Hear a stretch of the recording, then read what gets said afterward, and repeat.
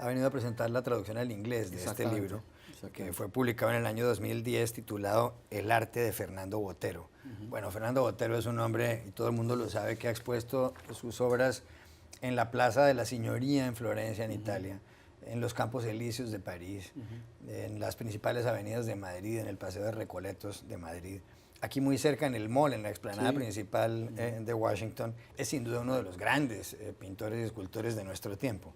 En este libro, donde usted hace un recorrido por la obra de su padre, usted empieza contando por qué es importante Fernando Botero como artista. ¿Por qué?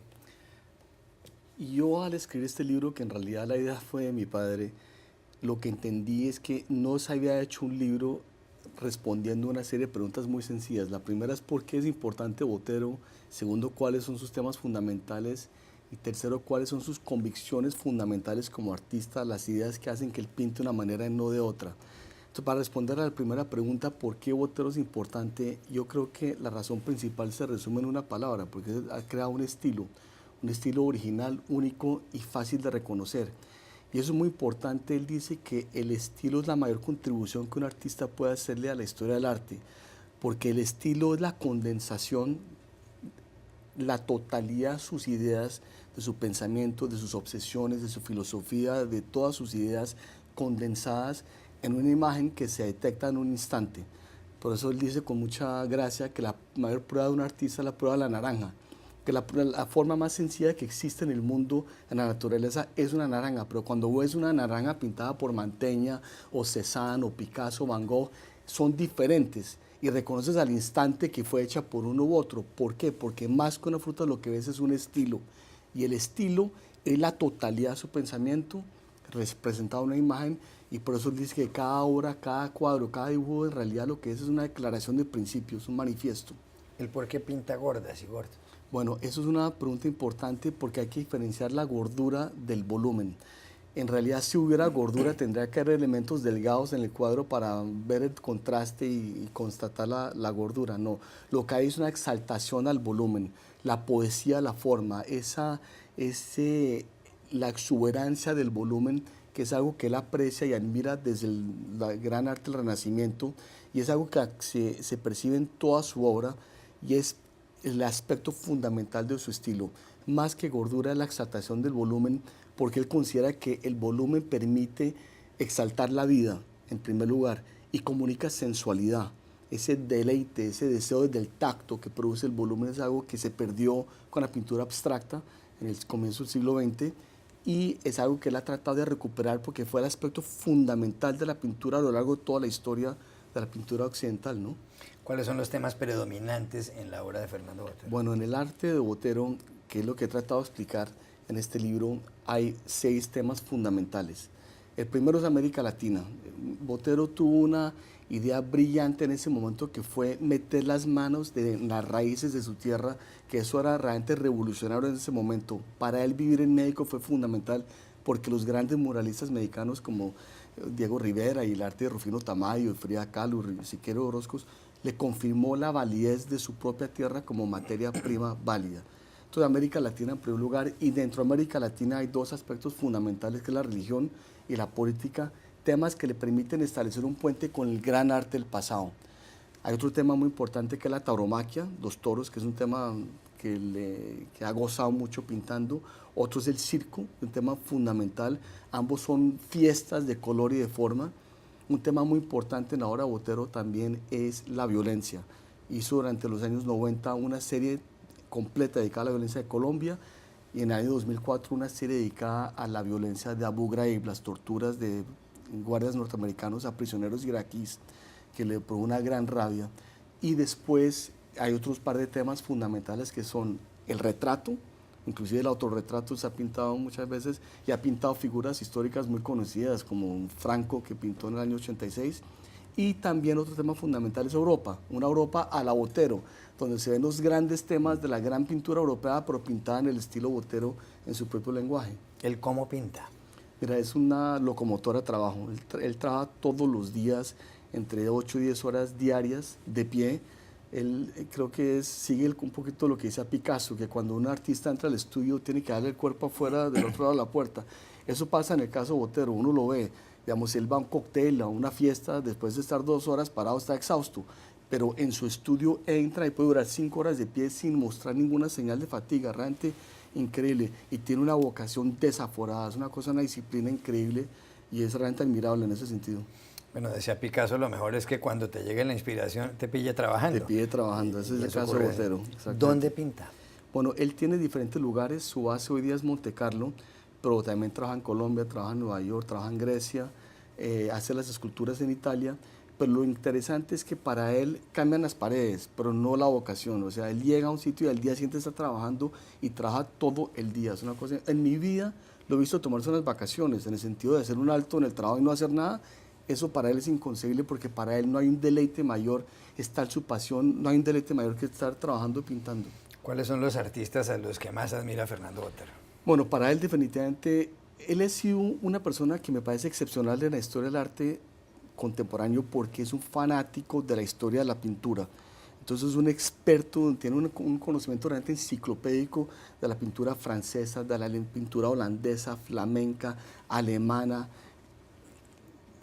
Y realmente tiene un conocimiento muy profundo, pero el arte que más lo ha influido definitivamente es el gran arte del Renacimiento, especialmente el arte de Florencia a los años de 1400 y su gran maestro de cabecera es Piero della Francesca, que tienen en común varios elementos fundamentales con el arte de Botero, esa elegancia en la composición, la monumentalidad de la figura, la exaltación al volumen, la quietud, esa quietud muy sugestiva que tienen ambos artistas, y la exuberancia del color también.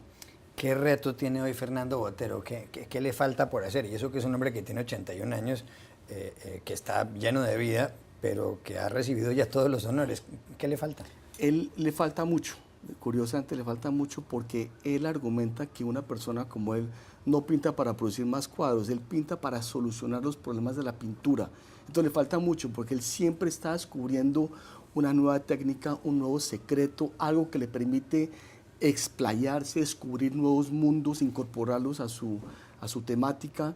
Él, por ejemplo, descubrió una carta de Ingres, del gran pintor francés neoclásico, donde Ingres le escribe a un amigo cómo Velázquez hacía sus cuadros. Y Botero con esa carta hace un cuadro para incorporar en su experiencia el conocimiento de Velázquez, un cuadro de las meninas precioso, que muchas personas han tratado de comprar, nunca lo ha querido vender, nunca lo ha querido firmar, porque él argumenta que ese cuadro, que es realmente precioso, tiene más de Velázquez que de Botero, pero hace estos ejercicios de esa gimnasia para aprender el oficio. Entonces, claro, en el caso de él, terminar o estar satisfecho o acabar es inconcebible, le falta mucho en ese sentido. Si Fernando Botero tuviera que escoger entre la pintura y la escultura, ¿con cuál se quedaría? Yo le he hecho esa pregunta varias veces y es imposible responder. Él siente un gran placer haciendo las dos, siente un amor tan grande por el arte fino de los pinceles y por el arte fino de la escultura que él sería incapaz de renunciar a uno o al otro.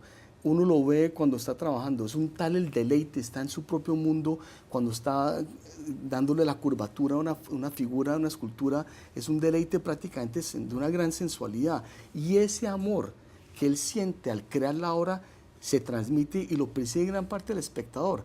Por eso el arte de Botero a veces es muy crítico, pero a la vez ambiguo. Uno no sabe si está elogiando o criticando una figura, porque aunque su objetivo inicial sea condenar o denunciar o criticar a la religión o a la política o lo que sea, es tal el amor que sienta en la creación que eso también se transmite. Entonces es elogioso y crítico al mismo tiempo. Es parte de esa ambigüedad que hace que su obra sea tan rica y diversa. Hay una faceta admirable de su padre, sin ninguna duda, y es la filantropía. Sí.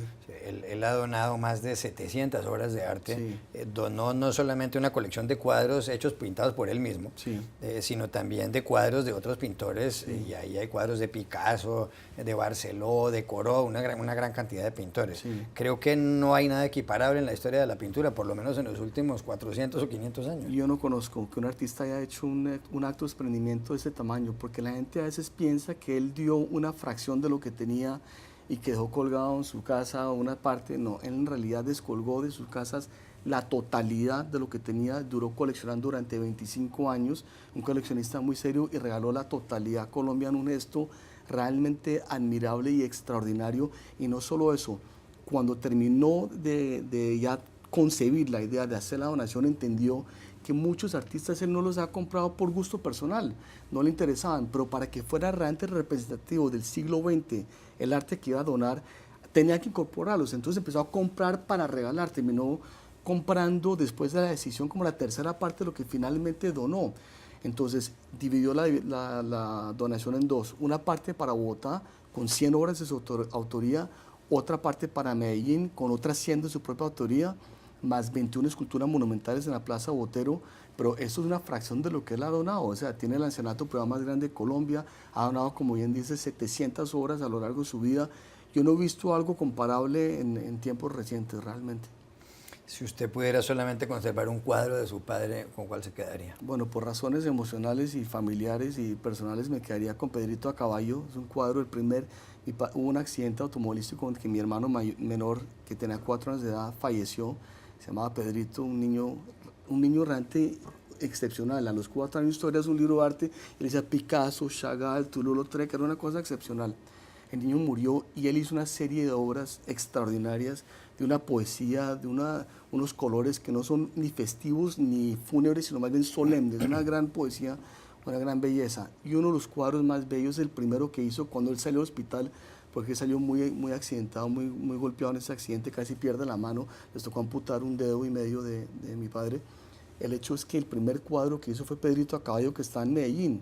Y en ese cuadro, que es un cuadro precioso donde está Pedrito montado en un caballo juguete, hay una pequeña casa de muñecas al lado donde se ven 2 figuras de luto, que son mi padre y la madre del niño, que es Cecilia Zambrano, una mujer extraordinaria, vestidos de luto solemne, y mi padre está asomado, como abriendo las ventanas, en un gesto como de abrazo, de una impotencia, como tratando de abrazar al lío, pero obligado a abrazar el aire. Fue una época terrible para la familia, para mi padre fue traumática la experiencia, obviamente, pero ese cuadro tiene una poesía, es trascendental, y yo me quedaría obviamente con ese. Finalmente, ¿qué tan difícil es abordar en un libro la obra del propio padre de uno? Muy difícil, muy difícil. Esta idea fue de mi padre, él quería que se hiciera este libro. Yo venía escuchándolo durante toda la vida hablar sobre su arte, y también había escuchado una cosa también muy importante, que era lo que no era acertado sobre su arte. Cada vez que él leía un artículo de un escritor con el cual estaban de acuerdo, y decía, este tipo está equivocado por tal y tal y tal, y yo tomaba notas. Entonces, entender qué era el arte y qué no era me daba una información privilegiada. Entonces empecé a escribir el libro y no lo consulté hasta que lo terminé 3 años después, y le entregué el manuscrito muerto del susto, porque cuando se trata de su obra es implacable, y si no le gusta lo dice a quemarropa, pero le encantó, dice que es el mejor libro que se ha escrito sobre su obra, y creo que tiene la gran ventaja que tiene una información que solo puede tener alguien que ha estado oyéndolo toda la vida hablar sobre su arte. Entonces quedé muy contento con el resultado.